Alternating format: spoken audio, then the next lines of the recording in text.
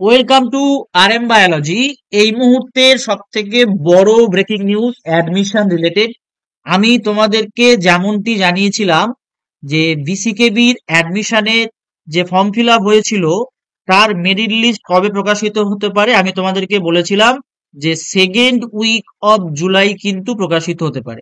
তো আজকে সেকেন্ড উইকের প্রথম দিন, প্রথম দিনেই কিন্তু কিছুক্ষণ আগেই তোমাদের মেরিট লিস্ট প্রকাশিত হয়ে গেছে।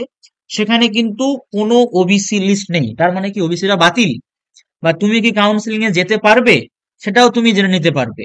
তাই ভিডিওটি শেষ পর্যন্ত দেখো। ভিডিওটি রাতে আসছে ঠিক কথা, কিন্তু তোমাদের সুবিধার জন্য আমি ভিডিওটি এত রাতেও পাবলিশ করছি। তো অবশ্যই অবশ্যই ভিডিওটি শেষ পর্যন্ত দেখবে এবং ভিডিওটি প্রচুর প্রচুর পরিমাণে শেয়ার করে দেবে বন্ধু বান্ধবের সঙ্গে যারা বিসিকেবিতে ফর্ম ফিল আপ করেছিল। চলো দেখা যাক।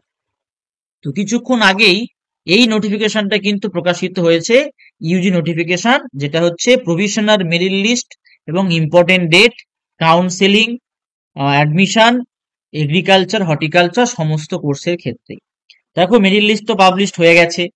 অফলাইন কাউন্সেলিং ডাব্লিউবিসিএইচএসি বোর্ডের, অর্থাৎ আমাদের West Bengal council of higher secondary বোর্ডের যেটা, সেটা কবে হবে? 25/7/2025-এ। তারপর যদি আদার বোর্ডের জন্য দেখো 29/7/2025-এ, এবং ভোকেশনাল স্ট্রিমের জন্য কিন্তু 29/7/2025। এই তিনটে হচ্ছে ইম্পর্টেন্ট ডেট।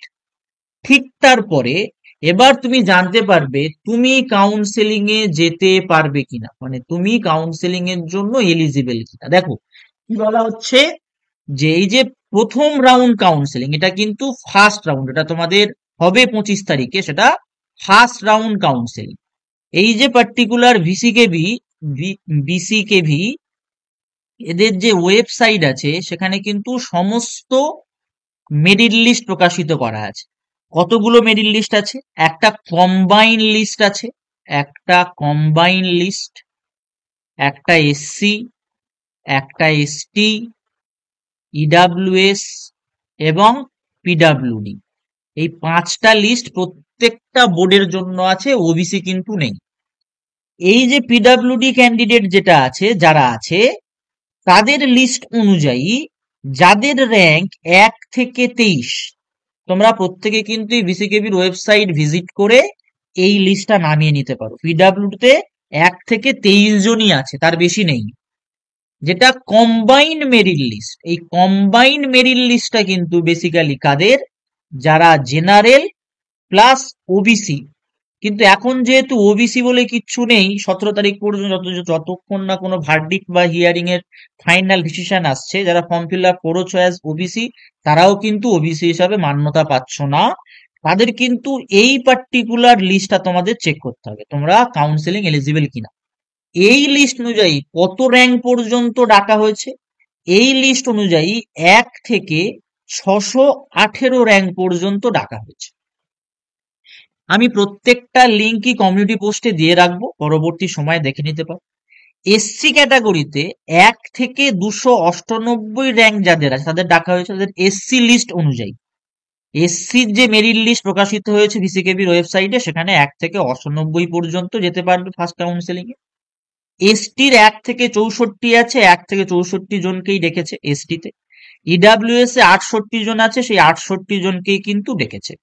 নিচে দেখো খুব গুরুত্বপূর্ণ জায়গা, counselling date of OBC category will be notified later upon receiving the direction from government of West Bengal. যেটা আমি তোমাদেরকে বললাম যে ওয়েস্ট বেঙ্গলে ওবিসি নিয়ে যে সমস্যাটা সৃষ্টি হয়েছে তার জন্য এই পদক্ষেপটা নেওয়া হয়েছে। আর এখানে একটা সুখবর দিয়ে রাখি, বিসিকেবি যেহেতু এই পদক্ষেপটা নিল, ইউবিকেবিতেও কিন্তু এরকম একটা পদক্ষেপ নিলেও নিতে পারে। ইউবিকেবি কতদিনের মধ্যে কাউন্সেলিং শিডিউল প্রকাশ করে সেটা একটা দেখার বিষয়।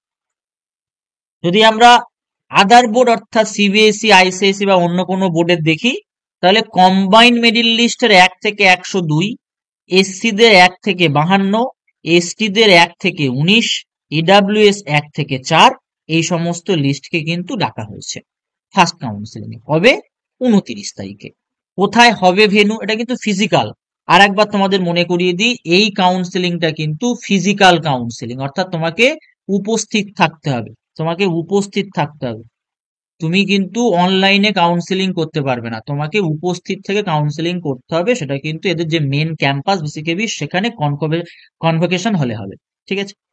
তারপরে যদি আমরা চলে আসি যে তোমরা কাউন্সিলিং এ যাবে, ফিজিক্যাল কাউন্সিলিং এ যাবে, যে কি কি নিয়ে যাবে ডকুমেন্ট হিসেবে সেটা তো জানতে হবে। দেখো কি কি নিয়ে যাচ্ছ, একদম শুরুতে একটা জায়গা খুব সুন্দর করে মেনশন করে দেওয়া রয়েছে। এই জায়গাটা কিন্তু অত্যন্ত গুরুত্বপূর্ণ। Candidates are hereby directed to produce the following, মানে এই যে 13টা documents, the following documents in original and self attested, অর্থাৎ নিজের সিগনেচার, নিজের স্বাক্ষর, নিজের স্বাক্ষর, photocopies in A4 size paper as per uploaded copy at the time of counseling or admission for necessary verification। এগুলো তোমাদের কিন্তু অ্যাডমিশন মানে কাউন্সিলিং এর সময় বা তুমি যখন অ্যাডমিশন নেবে তখন তোমাকে দরকার পড়বে। তুমি যেরকম আপলোড করেছিলে, আপলোড করতে হয়েছিল কিছু ডকুমেন্টস, কি কি লাগছে? Printed 2 copies of online application, তোমাদের প্রত্যেকের কাছেই আছে অনলাইন অ্যাপ্লিকেশন। প্লাস তোমরা যে অনলাইন অ্যাপ্লিকেশনের টাকা জমা দিয়েছিলে সেই টাকা জমাতে এটা কিন্তু 2 কপি নিয়ে যেতে হবে, 2 কপি। এজ প্রুফ সার্টিফিকেট, সেটা বার্থ সার্টিফিকেট হতে পারে অথবা সেকেন্ডারি এক্সামিনেশনের সার্টিফিকেট হতে পারে। এখানে কিন্তু কোনোভাবেই অ্যাডমিট কে বলা হয়নি। ফটোকপি অফ আপার অথবা এবিসি আইডি, এটা মোটামুটি যারা ফর্ম ফিল আপ করেছো বিসিকেবিতে প্রত্যেকের করা আছে, এটা কিন্তু নিয়ে যাবে। Candidates will require to submit domicile certificate, যাদের ডোমিসাইল সার্টিফিকেটের আবেদন করা নেই কালকেই অবশ্যই কিন্তু অ্যাপ্লাই করে দাও। এটা আসতে অন্তত 10 থেকে 12 দিন সময় লাগে। আজকে তোমাদের হচ্ছে 8 তারিখ রাত্রেবেলা, তুমি যদি 9 তারিখে অ্যাপ্লাই করো তোমার আস্তে আস্তে 21-22 তারিখ হয়ে যাবে। তোমার কিন্তু কাউন্সিলিং 25 তারিখে। যত তাড়াতাড়ি সম্ভব অ্যাপ্লাই করে দেবে। এই কারণে এটা কিন্তু কাদের কাছ থেকে চাওয়া হয়েছে, হয় ডিএম নয় এসডিও। বিডিওটা খুব তাড়াতাড়ি পাওয়া যায়, এই দুটো অথরিটির কাছ থেকে কিন্তু আসতে সময় লাগে, 12 থেকে 13 দিন তো লাগবেই। তারপর এইচএস মার্কশিটের বোথ সাইডের ফটোকপি, অ্যাপ্লিকেন্টের আধার কার্ডের ফটোকপি, স্কুল লিভিং সার্টিফিকেট অথবা ট্রান্সফার সার্টিফিকেট অথবা মাইগ্রেশন সার্টিফিকেট অথবা character certificate issued by the school or institution last attend by the candidate. এই যে কোনোর মধ্যে যে কোনো এক তোমাকে কোথা থেকে নিতে হবে। যদি তুমি এইচএস সবে পাস করে থাকো তাহলে তুমি নিতে পারো তোমার স্কুল থেকে, বা তুমি যদি কোনো হায়ার ডিগ্রি করে তারপর এখানে আসতে চাইছো তুমি যেখানে লাস্ট যে ইনস্টিটিউশনে পড়ো সেখান থেকেও নিতে পারো। ব্যাংক অ্যাকাউন্ট ডিটেলসটা মাস্ট লাগবে। ঠিক আছে।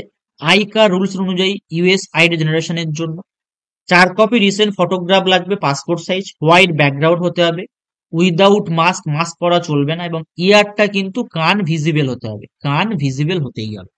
তারপরে বাবা এবং মার আধার কার্ডের ফটোকপি লাগবে। এসসি বা যদি এসটি হও তার নির্দিষ্ট অথরিটির কাছ থেকে তোমার সার্টিফিকেট লাগবে। ইডাব্লিউএস হলে তার নির্দিষ্ট অথরিটি কে কে, DM district magistrate, additional district magistrate, SDO, তারপরে হচ্ছে তোমার ডিডাব্লিউও, এদের কাছ থেকে। আর একটা মেডিকেল সার্টিফিকেট লাগবে যারা ফিজিক্যালি হ্যান্ডিক্যাপ তাদের জন্য। তো এই ডকুমেন্টস গুলো রেডি করো। তোমাদের প্রথম কাউন্সিলিং ডাব্লিউবি সিএইচএসি বোর্ডের 25 তারিখ, ডাব্লিউবি বোর্ডের জন্য 27 তারিখ হচ্ছে আদার বোর্ড, 27 আদার, আর 29 তারিখ হচ্ছে তোমাদের ভোকেশনালের জন্য। তো এছাড়াও যদি কোনো জিজ্ঞাসা থাকে অবশ্যই কমেন্ট বক্সে কমেন্ট করো, এবং এই পার্টিকুলার জায়গাটা খুব গুরুত্বপূর্ণ, ওয়েবসাইট ভিজিট করো, লিস্টগুলো নামাও, নামিয়ে চেক করে নাও তুমি সেই র্যাঙ্কের মধ্যে আছো কিনা। তাহলে টুক করে চলে যাও সমস্ত ডকুমেন্টস নিয়ে, যদি হয়ে যায় তো ভালোই। তো চলো আজকের ভিডিওটা এই পর্যন্ত, সকলকে গুড নাইট।